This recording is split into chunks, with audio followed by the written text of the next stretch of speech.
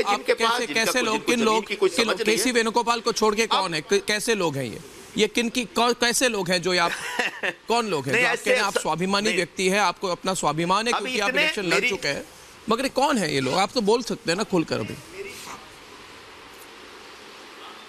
नहीं, ये सब इतने छोटे लोग हैं जो अचानक एक बड़ा लबादा ओढ़ करके बड़े बन गए हैं कि इनका नाम लेना मुझे लगता है कि मैं अपने आप को छोटा कर लूंगा, तो मुझसे नाम मत पूछिए। लेकिन कांग्रेस का एक एक कार्यकर्ता, मैं जो इशारा दे रहा हूं उसको समझ रहा है कि ये कौन से लोग हैं, और ये सब निकम्मे लोग हैं, सिर्फ बोल बच्चन है, बड़ी बड़ी बातें करने वाले लोग हैं, और ये इंटेलेक्चुअल बातें करके थोड़ी सी अंग्रेजी बोल बोल करके अपने एक राजनीतिक करियर को शेप कर रहे हैं। बाकी इनके पास इनका बैकग्राउंड, इनको दिल्ली रेलवे स्टेशन पे उतार दो तो इनको कोई पहचानेगा नहीं, इनको मुंबई के बीटीएस स्टेशन पे पहुंचा उतार दो तो कोई पहचान, उनको गांव में कोई नहीं पहचानेगा, उनको दिल्ली में कोई नहीं पहचानेगा। ऐसे लोग आजकल हाईकमान बन गए हैं, ये बहुत ही दुर्भाग्यपूर्ण बात है। कुछ लोग ऐसे हैं जो आउटडेटेड हो चुके हैं, जो पूरी तरह से वैचारिक तौर पर जिनका कोई कनेक्ट नहीं रह गया है। एक आपने स्वाभिमान के बारे में बात की, एक किस्सा हिमंता बिस्वा शर्मा का था जिसमें कहा गया था कि एक कुत्ते को जिस प्लेट में बिस्किट दिए जा रहे थे वही प्लेट उनको भी ऑफर किया गया था। ऐसी कुछ बात आपने कही अपने प्रेस कॉन्फ्रेंस में, यू स्पेसिफिकली आपने कहा, और आपको मैं कोट कर रहा हूं कि इस तरह की बातें करते हैं, इस तरह की भाषा का इस्तेमाल करते हैं जो मैं आपके सामने प्रस्तुत नहीं कर सकता। आपने कहा कि आपके साथ the kind of language which has been used is the language you cannot speak in the open about. What was said to you? आपको क्या कहा गया था? आप रिपीट मत कीजिए वर्ड्स को, मगर क्या हुआ था?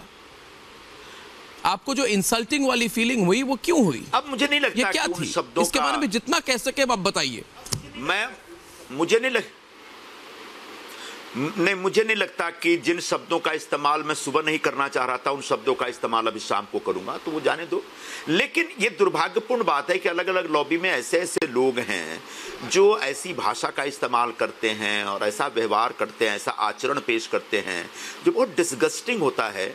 और मुझे लगता है कि इससे ऐसे लोगों के भरोसे पार्टी को नहीं छोड़ देना चाहिए, वरना जो ये ग्रैंड ओल्ड पार्टी है सिर्फ ये ग्रैंड ओल्ड पार्टी ही रह जाएगी, इसका आने वाले दिनों में कोई भविष्य नहीं रह जाएगा। आज के दो बड़े हेडलाइन है कांग्रेस पार्टी को लेकर। पहला है कि संजय निरुपम का इस्तीफा या फिर संजय निरुपम का एक्सपेल किया जाना, जैसे ही आप इस खबर को देखें।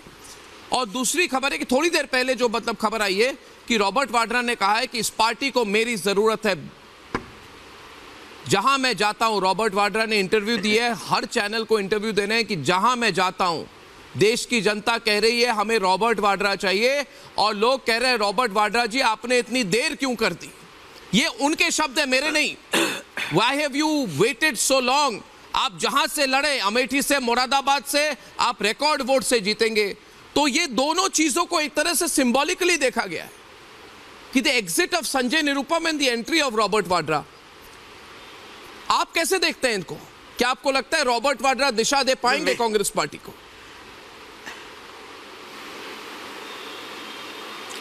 मैंने ऑलरेडी पहले से इतने सारे लोग हैं, रॉबर्ट वाड्रा जी जैसे लोग, जो पार्टी को दिशाहीन करके बैठे हुए हैं। तो अगर ये आ जाएंगे तो और भी गलत दिशा में ही पार्टी जाएगी। फिर भी अब मैं कांग्रेस पार्टी में नहीं हूं, और कांग्रेस पार्टी किसको मौका देती है और किसको चुनाव लड़ाती है और किसकी वजह से पार्टी का फिर से रिवाइवल होगा, ये अब कांग्रेस पार्टी को तय करना है। मैं कुछ नहीं कहूंगा। मैंने पिछले 20 वर्षों में बहुत कुछ देखा है, भोगा है, और मेरा ऐसा मानना है कि अब पार्टी पूरी तरह से एकदम से बीमार हो चुकी है, और इससे एकदम बहुत, जिसको बोलते हैं ना, क्रिटिकल डिजीज हो चुका है, और इसका अब कोई इलाज नहीं, मुझे तो कोई इलाज नहीं दिख रहा है जिस पार्टी में।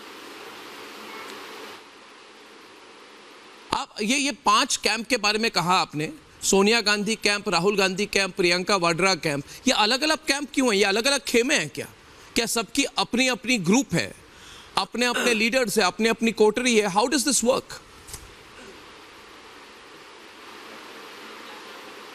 मैं यही तो कह रहा हूं कि बाहर से दिखने में लगता है कि सब लोग एक हैं, लेकिन सच्चाई ये है कि सबकी अपनी अपनी कोटरी है, सबका अपना अपना एक कॉकस है, सबकी अपनी अपनी लॉबी है।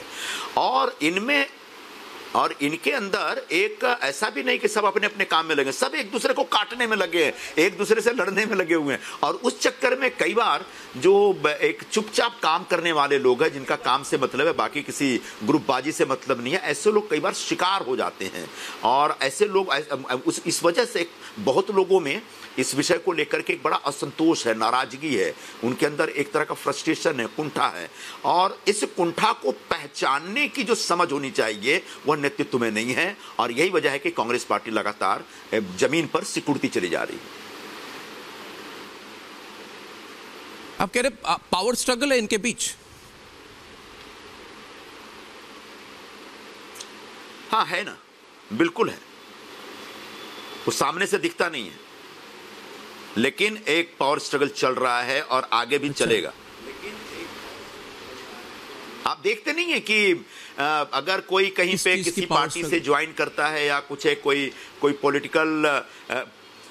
पॉलिटिकल अगर कोई मान लीजिए कोई कॉन्फ्लिक्ट हो और उसका रिजोल्यूशन होता है तो फटाफट ट्वीट होता है कि फला ने एफर्ट किया तो ये रिजॉल्व हो गया। फिर पता चला फला ने किया तो दूसरे ने किया तो ये रिजॉल्व हो गया। तो ये एक तरह से एक दूसरे की पोजीशनिंग करवाने के लिए, अपनी अपनी पोजीशनिंग करवाने का एक एफर्ट चलता रहता है। वो क्या है, वो अपने आप में इंगित करता है कि एक प्रकार का पावर स्ट्रगल चल रहा है। हाँ, दिखाने के लिए एक दूसरे के साथ चलते हैं और चलना भी चाहिए, कोई दिक्कत नहीं है, लेकिन अंदर अंदर बहुत सारा रॉट है अंदर। हाँ, ये बात है। उत्तर प्रदेश में जब राहुल गांधी अपने बस यात्रा को लेकर आए तब अखिलेश डिड नॉट जॉइन।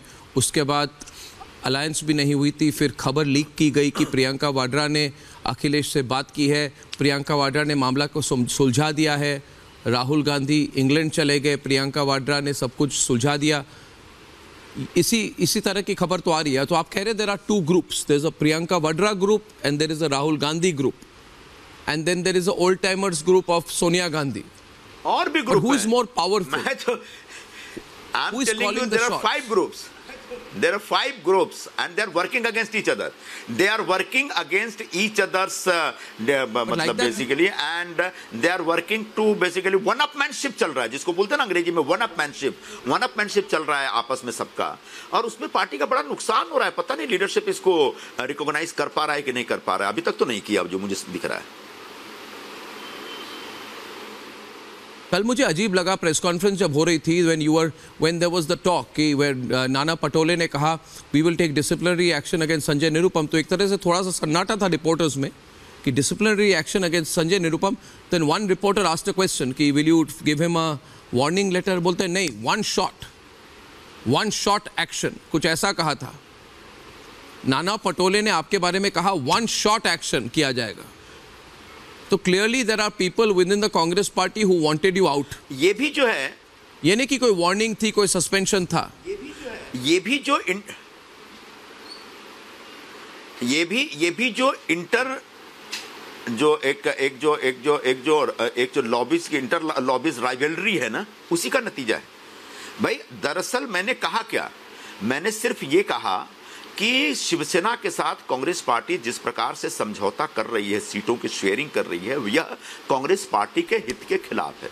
इससे मुंबई में कांग्रेस पार्टी हमेशा के लिए खत्म हो जाएगी और कांग्रेस के कार्यकर्ताओं में इसको लेकर एक रोष है, नाराजगी है।